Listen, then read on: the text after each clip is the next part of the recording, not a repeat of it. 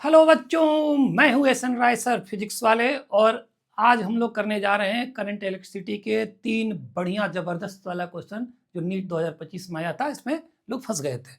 तो ये अपना पहला क्वेश्चन है। फर्स्ट क्वेश्चन ये रहा। तो इसमें देखिए क्या दिया हुआ है। इसमें दिया हुआ यह है कि इसमें आपको बेसिकली करंट निकालना है सीडी वायर में। कैसे निकालेंगे?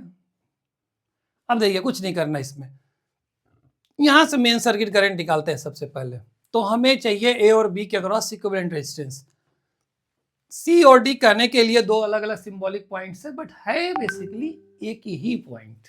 क्यों? क्योंकि प्लेन वायर एक ही पॉइंट है, सेम पोटेंशियल पे होगा। तो ऐसे देखा जाए तो काम ये ओरली किया जा सकता है। 1 और 3 पैरेलल में कितना होगा? R1 R2 अपन R1 प्लस R2। ये भी पैरेलल में 2 और 4, 2 इंटू 4 अपन 2 प्लस 4 6। ये होगा 4/3। ठीक है।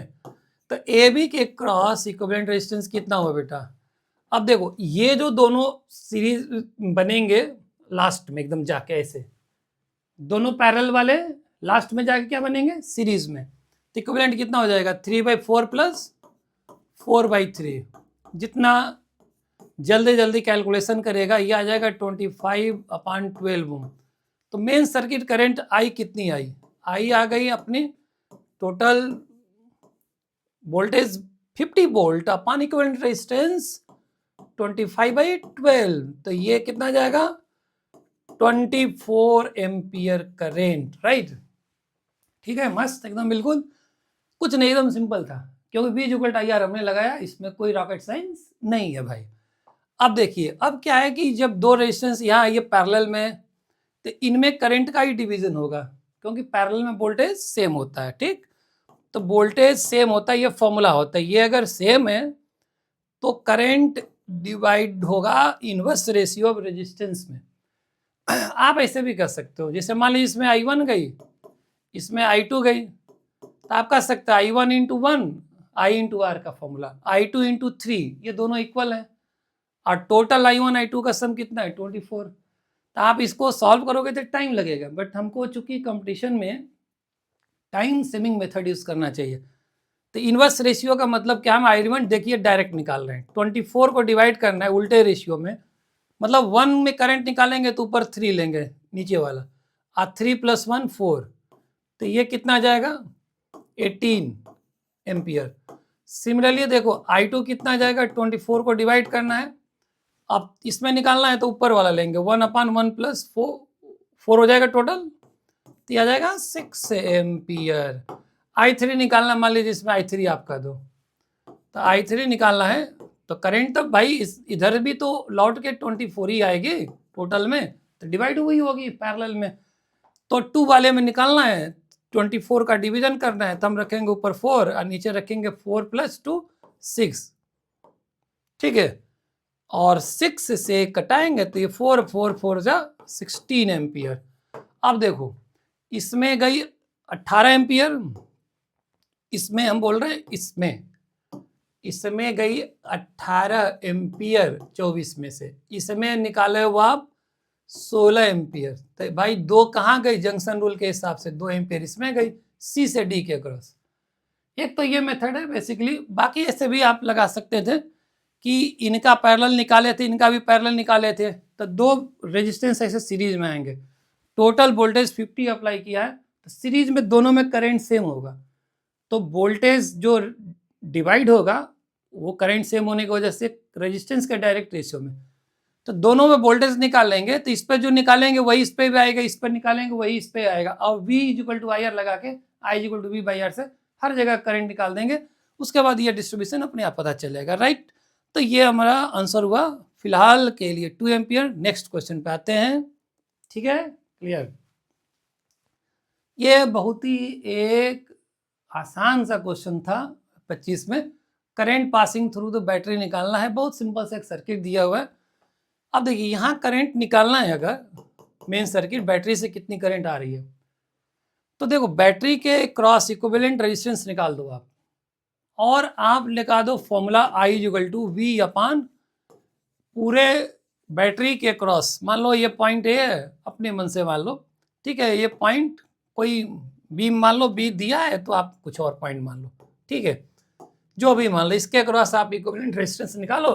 टोटल वोल्टेज 5 वोल्ट है, 5 को डिवाइड कर दो इक्विवेलेंट से। अब इसमें देखो सी और डी कहने के लिए अलग है, एक ही पॉइंट है बेसिकली, ए और एफ कहने के लिए अलग अलग लिखा है, एक ही पॉइंट है। तो इस वायर को ना, ये 6 ओम के रेजिस्टेंस को आप सीधा कर दो, तब ध्यान से देखो कि 6 ओम रेजिस्टेंस कुछ ऐसा दिखेगा, इसके जगह पर ऐसा दिखता। अब ध्यान से देखोगे तो 2.5 दूना 5, 2.5 डबल है का, ये डबल 5 और ये 1.5 पे डबल 3। तो ये देखो बेसिकली क्या ना कि 1:2 के रेशियो में तो व्हीटस्टोन बन रहा है, जो बैलेंस व्हीटस्टोन कंडीशन में है। तो ये 6 ओम का रेजिस्टेंस बेकार है और ये इसको हटा सकते हैं हम लोग। तो इसको हटा देंगे तो ये बेकार हो गया। अब क्या होगा, जैसे ही हटेगा ना तो ये बीच का कनेक्शन हट गया, तो ये 5 और ये 3 वाला ये हो जाएंगे सीरीज में। तो ये 5 और 3 कितना हो गया, 8 ओम रेजिस्टेंस। सिमिलरली ये कनेक्शन हटने से 2.5 और 1.5 ये भी 4 ओम रेजिस्टेंस हो जाएगा। अब देखो नेटवर्क बन जाएगा कैसा, बी और बी ई के बीच में। तो बी और ई के बीच में एक नेटवर्क जो बना है फाइनली, ये बना है 8 लेफ्ट साइड में, इधर 4।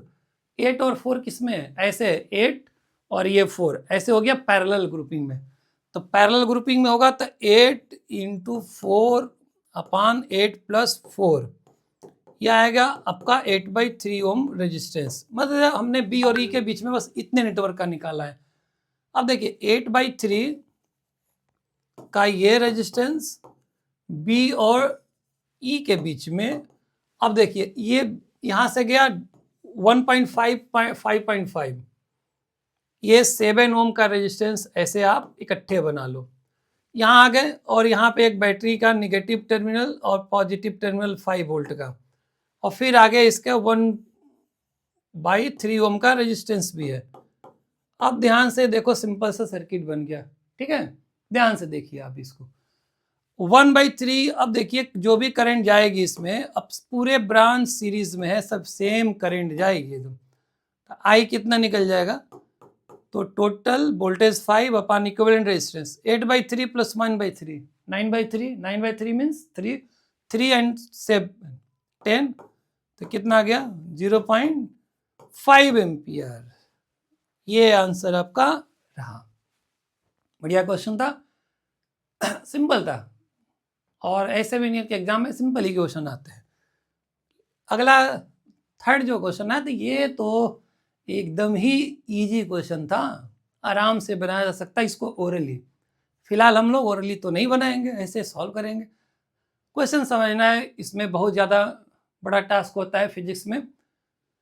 Wire of resistance R is cut into 8 equal pieces. इतने का ट्रांसलेशन क्या हुआ, देखिए आपके पास एक वायर है, ठीक है, आर रेजिस्टेंस का, आपने इसके 8 टुकड़े किए बराबर, ठीक है। मान लो इसको आपने बराबर 8 टुकड़े किए, 2 3 4 5 6 7 8, ठीक है, ऐसे आप मान के चलो, मतलब ऐसे बना नहीं है, लेकिन 8 बराबर टुकड़े होंगे। 8 बराबर टुकड़े का मतलब क्या हुआ, हर एक टुकड़े का रेजिस्टेंस कितना हो जाएगा भाई, R/8, ठीक, ये पता चल गया क्लियर पहली लाइन में।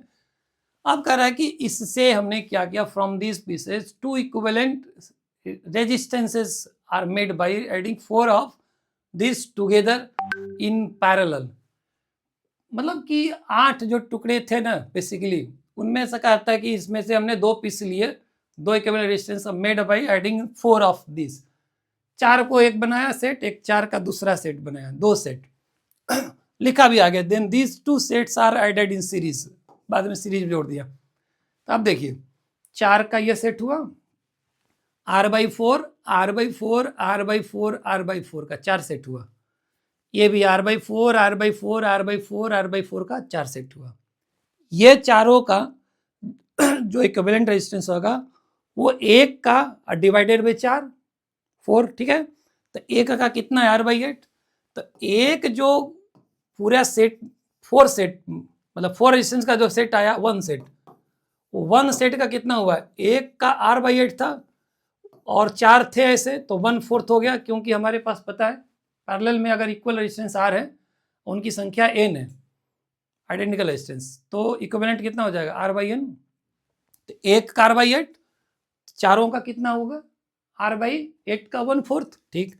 और कह रहा है कि जो दूसरा सेकंड है, सेकंड सेट, जो सेकंड सेट है ये किसकी भी हालत भाई वैसे ही है, R/8 1/4, मतलब ये एक सेट में R/32 है, ठीक है। तो R/32 and R/32 equivalent finally कितना हो गया भाई, R/32 एक का है और 2 सेट है, तो ये डबल कर दिया हमने, R/ कितना हो जाएगा 16, ये आंसर हो गया फाइनल, ठीक है। कितना हुआ R/16 इज आंसर। एकदम सिंपल सा तीनों क्वेश्चन करंट इलेक्ट्रिसिटी का बढ़िया था, और नीट के पेपर में ऐसा ही आता है, ठीक है। सारे क्वेश्चन कठिन नहीं होते हैं। और next, thank you so much.